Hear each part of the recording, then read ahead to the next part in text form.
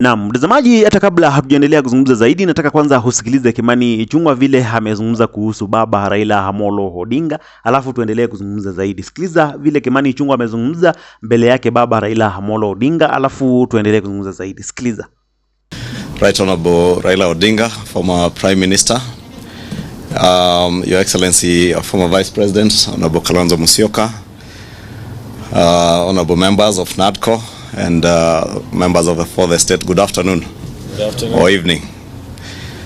Your Excellency, Prime Minister, as my co-chair, Vice President Kalonzo Musyoka has said, we are here to formally and officially hand over to you the product of the work that yourself and the President did task this team to work on.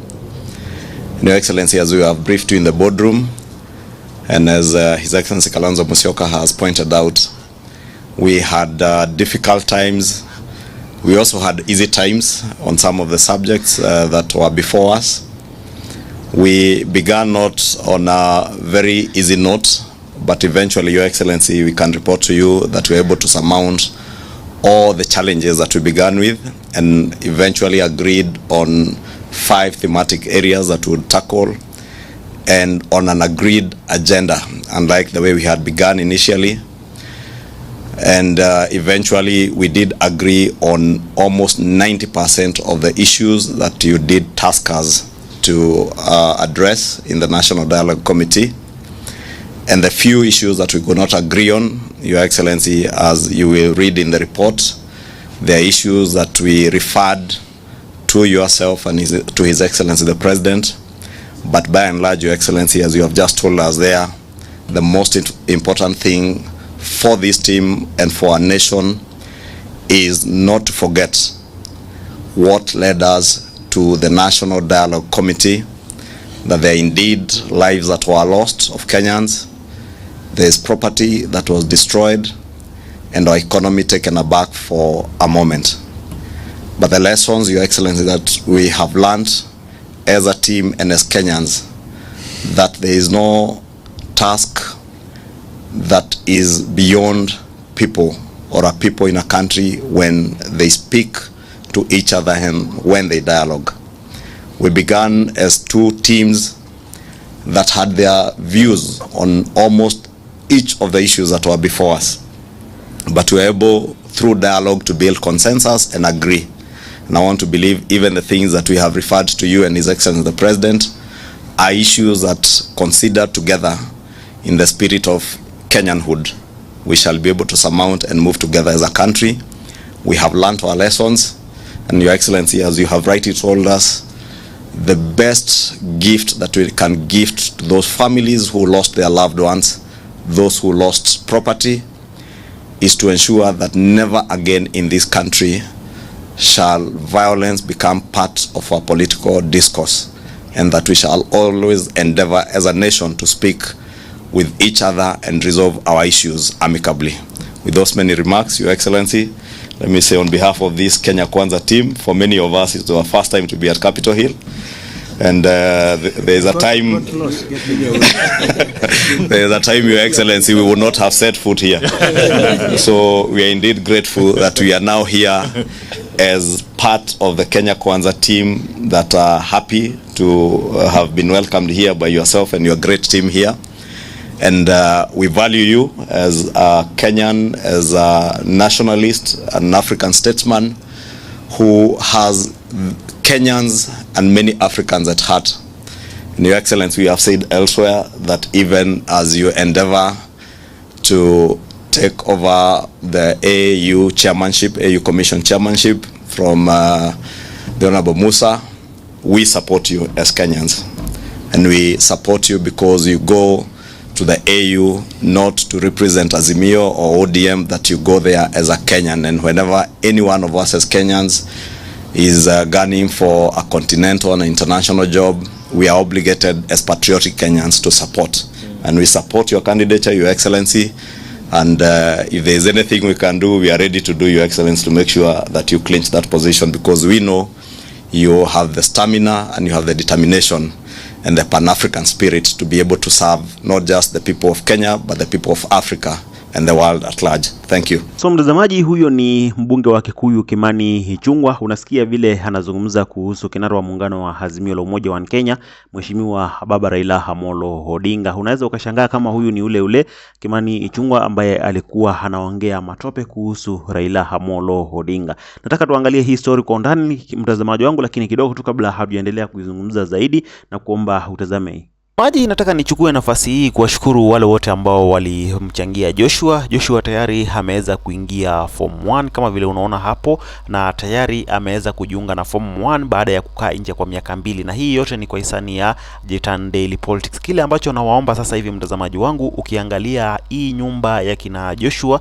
sio nyumba nzuri hata kidogo, na nilimwaahidi Joshua kwamba team Jitan Daily Politics tutamsaidia kuweza kuwajengea nyumba yeye pamoja na mama yake, nyumba ambayo hata kama ni ya room 2 lakini iwe imetengenezwa na team Jitan Daily Politics, kwa sababu hii nyumba yao ambao wanaishi ukiangalia ni nyumba ambayo haistahili ama haifai kuishi binadamu hata kidogo. Nishukuru kwa sababu tayari kufikia sasa nimepata watu wawili, mmoja kutoka Marekani ambaye ni mtazamaji wetu, amesema kwamba atatoa simiti mfuko 10. Tayari huyo ameshatoa mifuko 10 ya simiti, na kuna mwingine ambaye alisema kwamba yeye atanunulia kina Joshua mlango mmoja. So mtazamaji wangu, tayari mimi kile ambacho naomba, chochote ambacho unaona kwamba unaweza ukapata tuweze kuwasaidia kina Joshua kuweza kujenga nyumba, itakuwa vizuri tena zaidi. Lakini pia nilikuwa naomba tu tufanye challenge ya shilingi 100. Nimesema kwamba tukiwa watu 1500 tukitoa kila mtu 100, niko na uhakika kwamba tutapata zaidi ya 100,000 ambayo itasaidia kuweza kukamilisha hii nyumba ya kina Joshua. Mimi naamini kwamba team Jitan Daily Politics mtanisaidia kuweza kuwajengea kina Joshua hii nyumba. Chochote ambacho unaweza ukatuma, sio lazima tufanye challenge ya 100, lakini hata ukiwa na 20, 10 tulifanya tu last time wakati tulikuwa tunataka kumrudisha Joshua shuleni. Ukiwa na 20, 10, 100, 1000, 1000, 1500, chochote kile ambacho unaweza ukafuata, niko na uhakika kwamba tutasaidiana kuweza kuwajengea kina Joshua nyumba hata kama ni ya room 2, na Mwenyezi Mungu atazidi kukubariki tena zaidi, kwa sababu ukiangalia hiyo nyumba ambayo wanaishi mtazamaji wangu sio nyumba ambayo binadamu anaweza akaishi. Inakaa vibaya tu, lakini ni kwa sababu hawana uwezo, ndio maana wameamua tu kuishi kwa hiyo nyumba.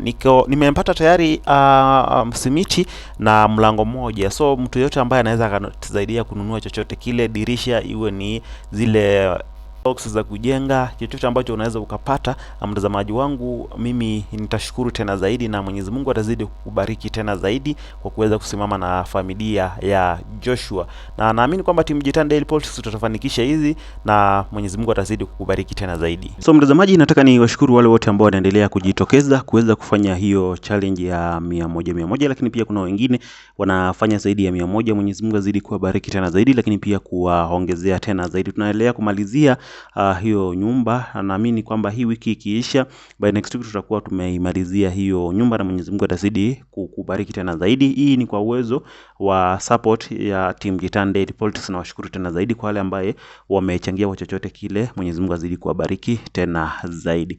So mtazamaji, tukiendelea na upande wa politics, umemsikiliza vile Kimani Ichungwa amezungumza kwa upole akizungumza na baba Raila Amolo Odinga. Huwezi ukaamini kamba huyu ni ule Kimani Ichungwa ambaye alikuwa hataki hata kumuona baba Raila Amolo Odinga.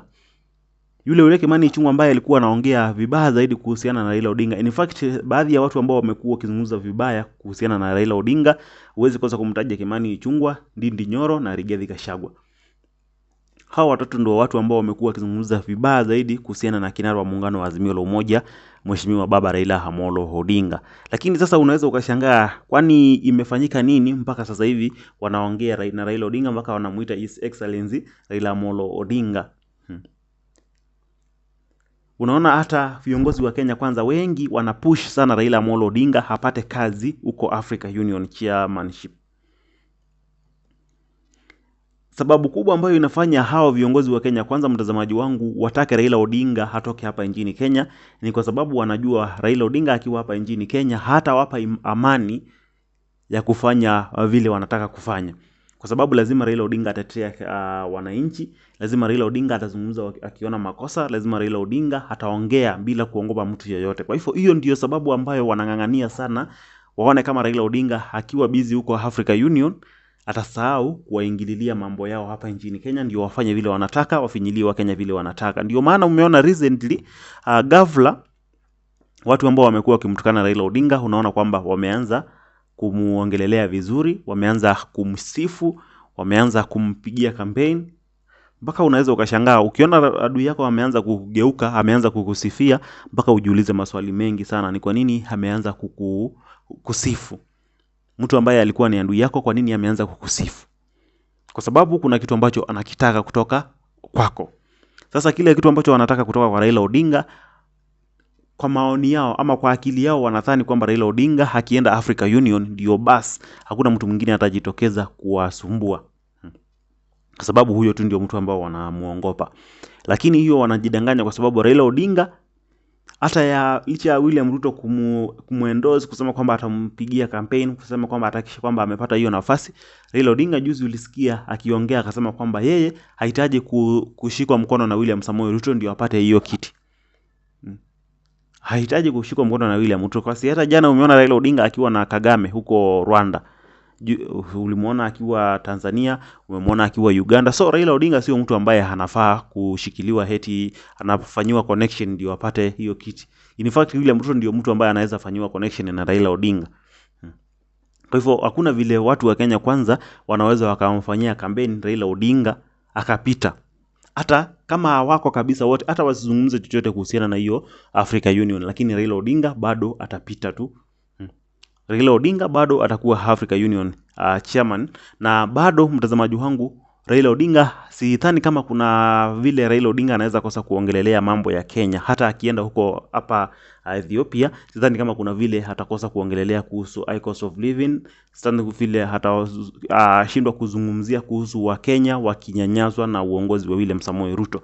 Vile amekuwa akifanya hiyo miaka yote karibu 40 ambayo amekuwa kwa uongozi, ama ambaye amekuwa kiongozi mkubwa, ataendelea kutetea wa Kenya, na niko na hakika kwamba ataendelea kuwatetea wa Kenya. Hata ukiona watu wa Kenya kwanza wanajaribu usahi kumtongoza, wamuonesha kwamba ni marafiki, wamuonesha kwamba wako pamoja na yeye, lakini Raila Odinga anazidi kusisitiza kwamba yeye ataendelea kutetea Mkenya wa kawaida. Hata akienda hapa Ethiopia, ulisikia juzi akisema kwamba ni kama 3 hours kuja hapa Kenya kutoka Ethiopia Addis Ababa mpaka Nairobi. So si ati ameenda mbali, kuhitajika chochote ambacho anataka kuzungumza atakuwa anafika hapa na anakizungumzia. Hata ulisikia Sifuna akisema kwamba maandamano yakiwa Raila Odinga wakimhitaji anafika tu mara moja. So nilikuwa nakwambia mtazamaji wangu, hao watu wa Kenya kwanza wameambiwa na William Samoei Ruto, hakikisheni sasa msiongee vibaya kuhusu Raila Odinga, kwa sababu tunataka haende, ndio watu wachie uhuru, tufanye vile tunataka sasa. Tuwafinye wa Kenya vile tunataka bila mtu yeyote kuweza kutusumbua. Hiyo ndio wameambiwa, hakuna kitu kingine unaweza sema wameambiwa watu wa Kenya kwanza. Ndio maana unaona wanamsifu Raila Odinga, mtu kama Kimani Ichungwa ambaye amekuwa adui wa Raila kwa muda mrefu sana. Unaona sasa hivi eti anajitokeza na kumsifu Raila Odinga live. Anasema sijui Raila Odinga, sijui mtu mzuri Raila Odinga kitu. Unaona mtazamaji? Hii yote ni kwa sababu ya Raila Odinga, ya mambo ambayo wameambiwa kuhusu Raila Amolo Odinga. Wameambiwa wamsifie Raila Odinga hivyo. Ndio akienda huko hawaache wakiwa huru, wasumbue tena mtazamaji wangu. Lakini sidhani kama Raila Odinga hatawasahau wa Kenya. Sidhani kama Raila Odinga anaweza akawasahau watu wake ambao wanamuita baba.